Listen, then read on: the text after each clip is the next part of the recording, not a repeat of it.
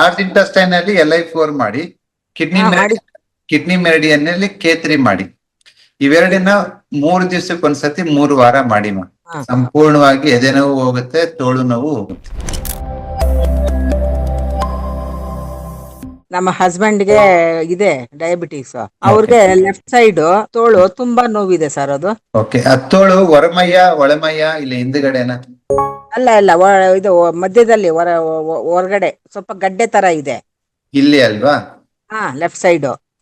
ಮತ್ತೆ chest pine ಬರುತ್ತೆ ಅಂತಾರೆ ಸರ್. ಎದೆ ನೋವು? ಹಾ, ಎದೆ ನೋವು. ಎಡಗಡೆ ಬಲಗಡೆ? ಎಡಗಡೆನೆ. ಎಡಗಡೆ. ನೋಡಿ, ಇಲ್ಲಿ ಹೋಗೋ ಮೆರಿಡಿಯನ್ ಯಾವ್ದು ಗೊತ್ತಾ? ಲಾರ್ಜ್ ಇಂಟೆಸ್ಟೈನ್ ಮೆರಿಡಿಯನ್, ದೊಡ್ಡ ಕರಳು. ಸೊ ದೊಡ್ಡ ಕರಳದ ಟೈಮಿಂಗ್ ಏನು? ಆರ್ಗನ್ ಟೈಮಿಂಗ್ ಅಂದ್ರೆ ಬೆಳಿಗ್ಗೆ 5 ರಿಂದ 7 ಗಂಟೆ ಅಲ್ವಾ? ಸಂಜೆ 5 ರಿಂದ 7 ಕಿಡ್ನಿ ಮೆರಿಡಿಯನ್. ಸೊ ನೀವು ಲಾರ್ಜ್ ಇಂಟೆಸ್ಟೈನ್ ಮತ್ತೆ ಕಿಡ್ನಿ ಮೆರಿಡಿಯನ್ ಪಾಯಿಂಟ್ ಅನ್ನು ಆಕ್ಟಿವೇಟ್ ಮಾಡಿದ್ರೆ ತೋಳು ನೋವು ಎದೆ ನೋವು ಎರಡೂ ಹೋಗುತ್ತೆ. Kidney meridian point, kidney meridian ಮತ್ತೆ ಲಾರ್ಜ್ ಇಂಟೆಸ್ಟೈನ್ ಮೆರಿಡಿಯನ್ ಎರಡೂ ಮಾಡ್ಬೇಕು. ಲಾರ್ಜ್ ಇಂಟೆಸ್ಟೈನ್ ಅಲ್ಲಿ LI4 ಮಾಡಿ, ಕಿಡ್ನಿ ಮೆರಿಡಿಯನ್ ಅಲ್ಲಿ K3 ಮಾಡಿ. ಇವೆರಡನ್ನ 3 ದಿವಸಕ್ಕೆ ಒಂದ್ಸತಿ 3 ವಾರ ಮಾಡಿ ಮಾ. ಸಂಪೂರ್ಣವಾಗಿ ಎದೆ ನೋವು ಹೋಗುತ್ತೆ, ತೋಳು ನೋವು ಹೋಗುತ್ತೆ.